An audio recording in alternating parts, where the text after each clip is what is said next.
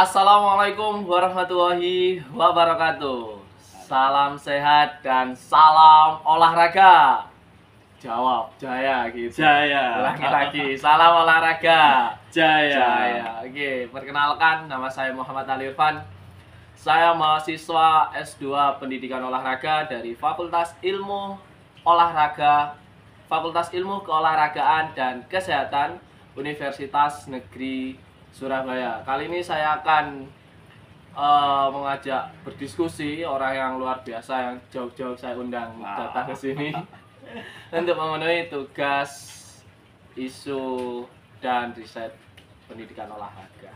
Oke, di sebelah saya ada Mas Rizky. Beliau adalah salah satu anggota dari Palang Merah Indonesia Kota Surabaya.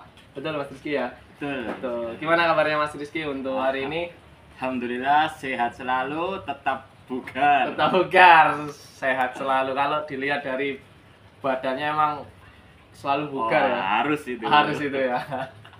Sebagai penggiat apa namanya kalau PMI termasuk tim kes juga ya? Di kerelawanan kesehatan. Lebih ke relawannya ya. Betul. Kesibukannya Mas Rizky apa ini? Untuk sementara ada di pembinaan Palang Merah Remaja di SMK Nurul Islam Kota Gresik. Di Gresik sebagai pembina. Oke, nah ini sesuai nih dengan tema kita hari ini. Di Palang Merah itu kan tentunya juga ada yang namanya PPGD juga ya materinya ya, betul? Betul. Penolongan pertama gawat darurat. Seberapa penting sih itu diajarkan bagi siswa, Mas? Untuk pengajaran di siswa pastinya sangat penting karena kita nggak tahu kapan akan terjadi suatu hal yang tidak diinginkan. Tanggal belai tidak ada di kalender yang jelas. Oke, tanggal belai. Kalau yang nggak tahu tanggal celaka itu nggak ada di kalender. Tanggal celaka ya. Jadi kapanpun bisa terjadi hal-hal yang tidak diinginkan, mulai dari sesuatu insiden maupun dari luar maupun dari dalam. Mulai dari dalam, kesehatan dari siswa sendiri yang tidak tahu kondisinya memburuk, kurang sehat.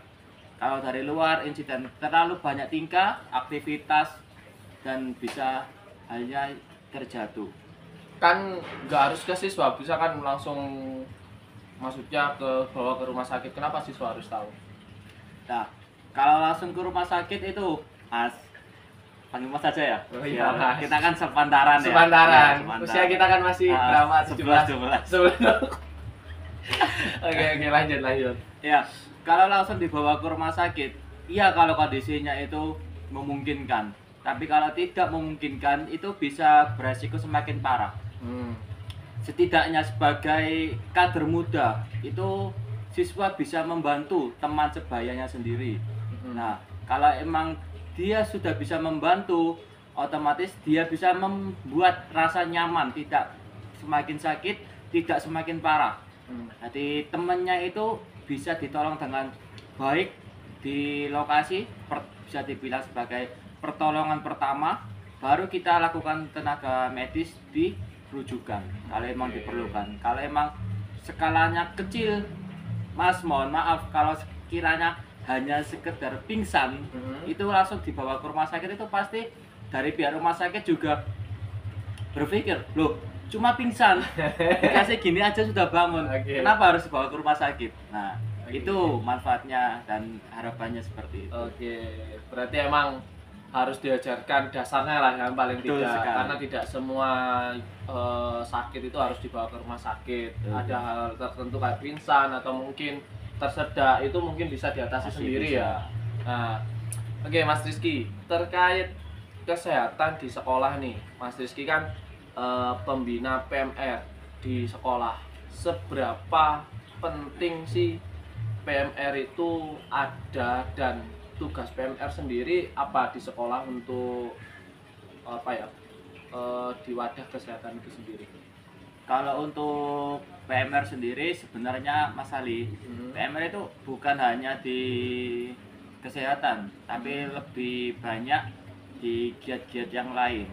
Sama halnya kita juga dari Naungan Palang Merah Indonesia itu ada halnya kesehatan remaja, ada juga tanggap darurat itu juga diajarkan juga lah. Tapi harapan kebanyakan dari pihak sekolah itu selalu mengharapkan siswa-siswinya itu sebagai kader kesehatan.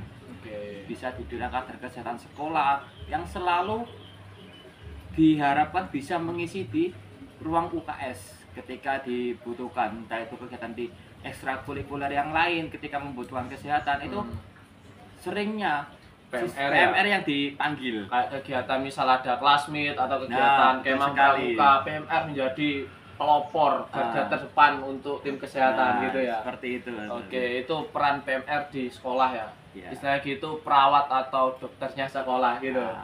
Kalau dibilang sampai perawat belum bisa. Oh, belum bisa. Karena emang kita hanya sebagai penolong pertama, first aid-nya. Oke, first aid-nya. Terus tantangan untuk apa ya selama ini, tantangannya apa sih untuk mengajarkan kesehatan di sekolah itu? Tantangan yang sering terjadi itu Mas Ali, banyak gitu. Banyak. Paling sering terjadi itu Mas Ali, dari pihak sekolahan itu harapannya sebagai kader kesehatan.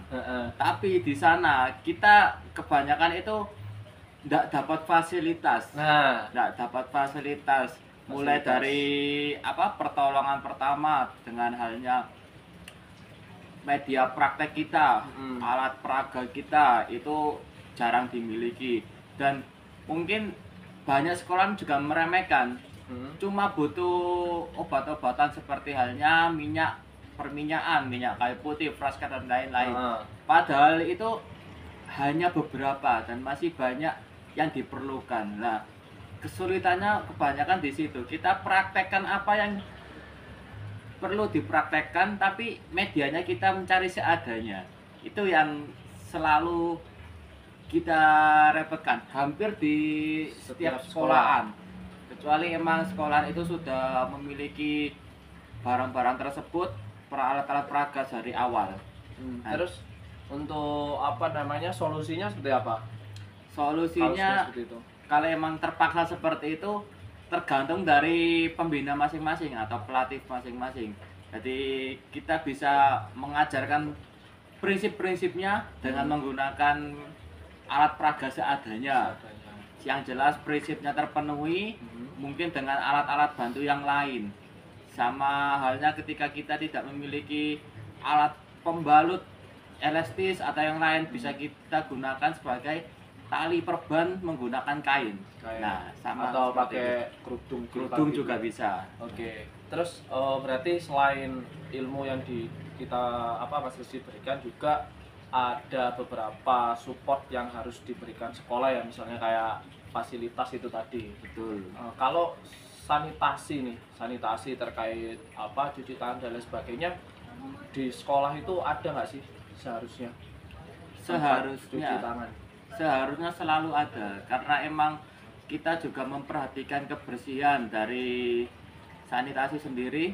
Banyak siswa itu aktivitas nggak monoton dengan cara hanya alat tulis saja lah. Alat tulis itu juga bisa menjadi sumber bakteri atau sumber tidak sakit, tidak menimbulkan kesehatan, tapi menimbulkan sakit bisa. Oke. Terkait itu tadi perannya PMR, kemudian support dari sekolah, termasuk sarana prasarana yang nantinya juga termasuk sanitasi ya.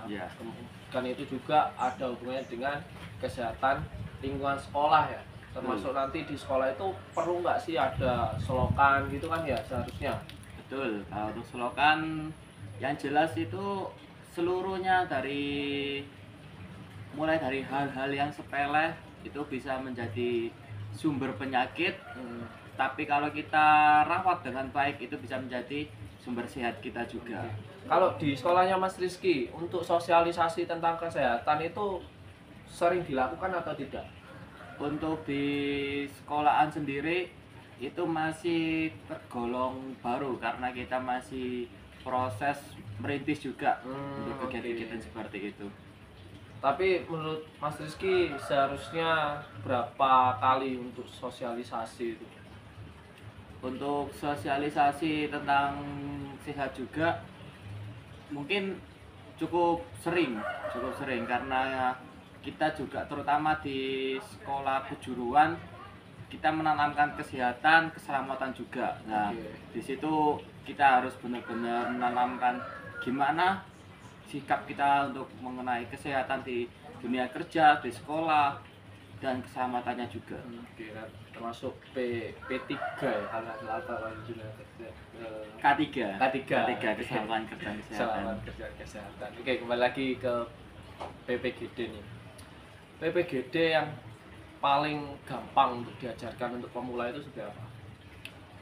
Paling mudah untuk diajarkan. Nah, untuk paling mudah yang jelas tentang penanganan hal-hal yang emang sering terjadi. Nggak perlu media yang besar, nggak harus dengan peraga yang sulit. Itu bisa kita terapkan dengan tangan kosong. Seperti halnya ketika kita menemukan pingsan, itu cukup dengan cara taktis-taktis yang simple, menangani dari siswa sendiri yang kondisinya mimisan, itu juga sering terjadi. Nah, gimana sih kita sebagai siswa atau kader kesehatan di sekolah itu bisa menangani temennya sendiri minimal. Nah, jadi nggak harus langsung ke pihak sekolah maupun harus ke puskesmas. Kalau hanya sekedar mimisan, tahu riwayatnya, bisa kita tangani di lokasi. Nah, itu juga bisa nilai tambah untuk pribadi kita, entah itu pengembangan ke depan setelah lulus sekolah, itu juga sangat bermanfaat. Nah, cara penanganannya sendiri apa? Kalau tadi kan hal yang sederhana itu yang bisa diajarkan pingsan dan mimisan ya. Iya. Terus cara penanganan pingsan dan mimisan itu gimana? Lah, untuk pingsan sendiri itu bisa dibilang cukup mudah kalau untuk teman-teman yang paham untuk kondisinya. Ya gimana? Diguyur air gitu aja. Nah, itu yang harus kita pastikan ya. Cukup mudahnya salah satu yang jelas itu kondisikan pasien itu senyaman mungkin. Kalau emang ada di kerumunan, kita bebaskan lingkungan dari kerumunan. Jangan sampai mengganggu jalan nafas itu tadi. Jadi ketika banyak kerumunan itu akan menghambat dia untuk bangun.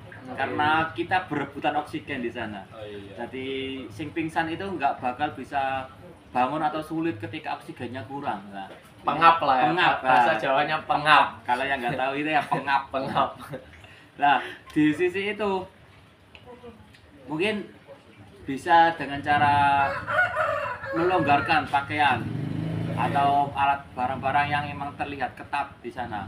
Soalnya akan mengganggu metabolisme dalam tubuh, darahnya mengalir akan menghambat, nah seperti itu. Terus triknya juga cukup tinggikan kaki kurang lebih 30 derajat karena aliran darah terbesar itu ada di bagian kaki. Jadi ketika kaki lebih tinggi otomatis darah akan kembali ke jantung, jantung akan memompa ke otak untuk segera bisa terpenuhi kebutuhan oksigen di dalam tubuh. Nah, sama satu lagi pesan dari Kak Rizky mengenai penolongan itu yang sering terjadi Mas Ali. Ini menggunakan perminyakan atau minyak kayu putih. Ya. Ini sebenarnya bisa digunakan tapi tidak direkomendasikan. Oke. Karena apa? Karena kita takutnya yang pingsan itu memiliki alergi. Alergi aromaterapi itu tadi bisa membuat semakin buruk. Nah, seharusnya dia bangun, tapi ketika dia bangun malah menimbulkan alergi dalam tubuh tadi. Jadi kita hindari hal-hal yang emang bisa memungkinkan kurang baik tadi. Oke. Untuk menyadarkan orang pingsan itu selain harus kurang lebih 30 derajat ya, nggak harus kakinya tinggi di atas banget iya. gitu enggak ya. Oke, terus harus apa disadarkan, dipegang atau dipukul atau gimana? Nah, kalau untuk itu sendiri kita ada teknisnya seperti ada di pelatihan BHD atau bantuan hidup dasar. Itu yang awal kita hanya respon dengan cara lihat kondisi kesadarannya. Terus ada lagi kita menggunakan panggilan dengan respon suara, memanggil seperti halnya Ketika mas-mas itu kita panggil dengan teriak, Mas Tangi. Oh gitu. Mas Ali Tangi ya. Oh, enggak. Itu bisa. Panggilan Ah, gitu itu ya. ya. Oke, Nah, terus seperti itu. ditepuknya bebas ya, sebelah mana? Bebas. Karena itu untuk merespon sama halnya membangunkan orang tidur. Nah, Oh, gitu. dengan cara Mas Tangi, nah gitu. itu bisa. Kalau memang tidak respon, Tidak itu respon. bisa Bah. tidak boleh. Oh, tidak boleh. Tidak boleh seperti Jangan ya anarkis. teman-teman. Jangan ya, Dek ya. Kita bisa, Gimana? kita bisa gunakan cara respon dengan nyeri atau kita cubit itu responnya cukup baik. Nah, ini salah satu trik ketika membangunkan orang yang tidak sadar ya, bukan tidur. Bukan tidur. Kalau tidur sulit bangunkan bisa dipraktekkan aja nggak apa-apa. Di teman-teman yang punya teman di kosan Susah yang bangun. susah bangun Nah, dijemput ini salah nggak satu triknya. tidur-tidur. Lihat nih gimana Mas contoh. Yang pertama ada cek nyerinya ada di bagian dalam, kita cubit Oh, sini kecil bagian ya. dalam. Yang nomor 2 bisa kita pakai tekan kuku. Kuku. Kuku yang ada di bagian dalam ini, Yang mana nih? ini Oh, Nah. di sini ya. surung ke dalam. Didorong ke Nah, dalam. itu sini. sangat sakit. Nah, Apa? Perbatasan kuku dengan kulit ya. nah betul, itu kita tekan Dorong. sampai Oh, tekan semaksimal mungkin. Nah, itu kemungkinan besar akan sangat nyeri. sakit. Kalau nggak percaya bisa dipraktekkan sendiri. Ya, tapi kalau ini praktek sendiri enggak sakit Ini ya? bisa ada batasnya. Nah, kalau ini sekali tekan aja itu udah kerasa. Kita Oh, cubit gitu. sendiri sakit. Sakit ya. Nah, yang terakhir ini tidak direkomendasikan kalau yang nggak tahu, namanya sternum atau tekan pada atas ulu hati di dada. Tajuk pedang ya. Tajuk pedang di Tajuk atasnya. pedang. Di atasnya tajuk Nah, pedang. di atasnya. Itu rasanya sakit. Saya pernah kali Sakit. dengan cara kalau nggak salah dulu itu waktu mau sahur, Oh, mau sahur. tidur itu kebetulan temanku rese kali. Oke. Jadi ketika rese itu Mas bangun sahur. Lah itu langsung nggak pakai konfirmasi atau langsung di sternum. Pas sini langsung jingkat Mas Ali. Peh gitu. Langsung jingkat Langsung tersiksa. kaget. Berarti Mas Rizky pernah jadi korban? Pernah. Ya? Uji coba dari rekan saya Mas Ali. Oke. Itu bahaya itu. Jangan Bahaya. dipraktekkan kalau emang nggak tahu triknya. Oke. Nah, seperti itu Sali untuk menyadarkan. Oke. Terus kalau mimisan itu biasanya ada yang apa namanya harus apa lihat ke atas gini. Kemudian ada yang ditutup sama daun sirih atau daun Nah. apa itu. Itu bener nggak sih Mas? Yang jelas, kalau untuk menada jangan ya, Dik. Jangan ya, Jangan Dek ya, ya. Dek. Jangan ya, Dek. Gimana terus Mas? Kalau menada itu sama halnya kita mengembalikan. Menada Oh. itu mengembalikan darah yang ada Harusnya di keluar. hidung harus keluar, Mhm. semakin masuk ke dalam. Nah, itu yang nggak boleh. Nggak boleh. Ya, yang benar itu lebih kita mendunuk. Apa yang mendunuk itu, Mas Ali? Lihat ke bawah. Lihat ke bawah ya, bisa lihat. Mengheningkan cipta. Mengheningkan cipta dengan cara sama menekan tulang rawan pada hidung. Oke. Ini untuk bisa membantu sama kita bersihkan atau sumbat kecil dengan kapas itu boleh. Oh, kapas bukan daun sirih ya? Bisa. Oh, bisa juga. Bisa di kapas. Kalau daun sirih takutnya ada alergi tanaman itu juga bisa. Apalagi kalau memang masih ada getahnya itu juga bisa memperburuk juga. Oh, Resiko. Oke. Nah, kita ambil penanganan termudah. Kalau daun sirih kita masih nyari Mas Ali. Oh, ya. Ketika ada teman kita mimisan, tanya ke guru, Bu, ada daun Daun sirih. Beli dulu ke pasar. Terus Nah, kalau itu. misal nggak berhenti gimana itu?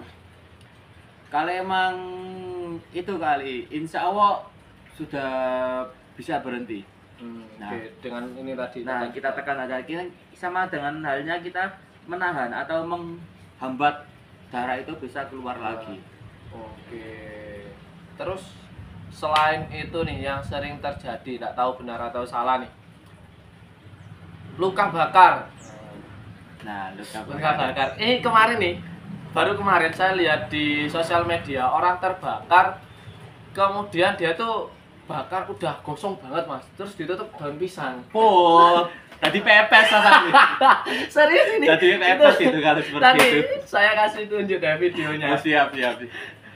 Ada orang terbakar terus dikasih daun pisang, ditutup daun pisang gitu. Nah, Itu antara orang terbakar emang atau Cuma konten. nah atas cuma konten mungkin itu sudah tidak tertolong lagi Mas Ali. Tertolong lagi. Bisa jadi untuk menghilangkan atau menandakan dia sudah tidak tertolong makanya kita ditutup dengan daun pisang. Oh, gitu. Bisa terjadi. Masih bersuara dah. Oh masih bersuara. Iya. Oh. Minta tolong gitu. Udah. Tolong. Ya Allah, tolong saya Nah. gitu. Tapi tutupan daun pisang gitu. Nah itu mungkin salah satu trik untuk menutupi lukanya saja. Oh gitu. Nah, biar nggak ditonton oleh banyak Banyak orang, terutama luka bakar itu kan bisa terbukanya pakaian itu melepuh dan akhirnya luka-luka pada tubuh itu terlihat. Oke. Nah, seperti itu. Mungkin tertutupnya itu tadi untuk menutup atau mengekspos biar nggak difoto sama masyarakat halayak plus 62 ini. Sudah dua. Terus kalau tangan bisa jadi juga kan di sekolah itu luka bakar bisa jadi kan ya? Bisa, sangat Nah. bisa. Mungkin yang paling sederhana itu melepuh itu tadi. Kalau melepuh kan cuma ada yang dikasih odol atau dikasih gas lah Wah. atau apa itu gimana Mas? Bener apa salah itu? Kalau penanganan odol itu Mas Ali tidak diperbolehkan untuk odol tadi. Untuk penanganan awal itu cukup simpel karena luka bakar itu selalu dengan suhu tinggi. Otomatis ketika dia panas cukup kita aliri dengan air mengalir. Airnya dingin, air es gitu. Kalau air jangan, kalau es air untuk penolongnya saja biar nggak kepanasan. Tambahin teh ya.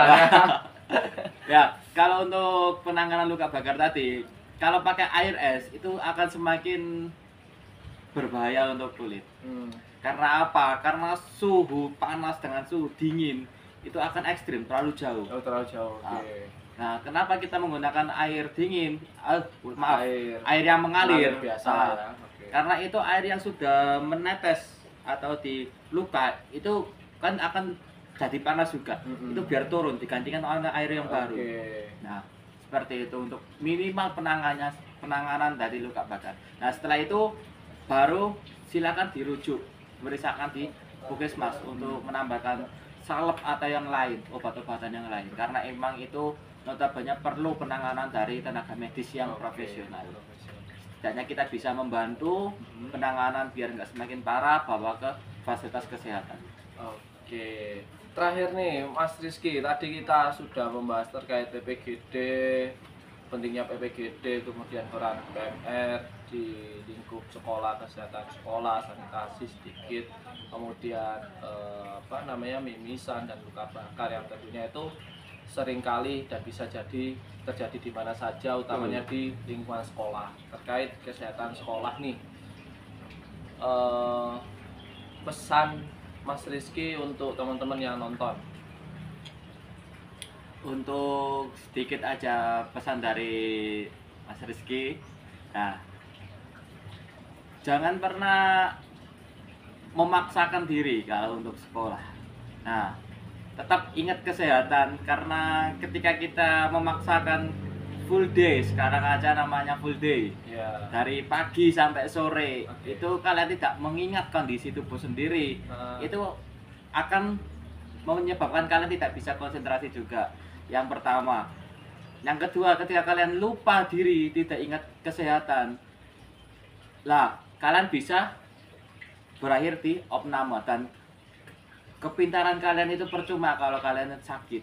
Nah, sekolah kalian percuma kalau akan menimbulkan sakit yang berlanjutan. Nah, tetap ingat jangan lupa makan, jangan lupa jaga kesehatan, dan tetap berpikir sehat juga. Nah, yang penting itu Iya, pikirannya sehat ya. juga. Ya, teman-teman, dimanapun teman-teman berada, utamanya yang sedang menempuh studi, tetap belajar dan tetap jaga kesehatan. Kesehatan itu yang utama selain kita harus menempuh jenjang pendidikan. Itu ya Mas Betul Rizky. sekali. Luar biasa. Terima kasih Mas Rizky sudah berkenan hadir di sini. Kita ngopi dulu lah, Oh, siap. biar agak santai.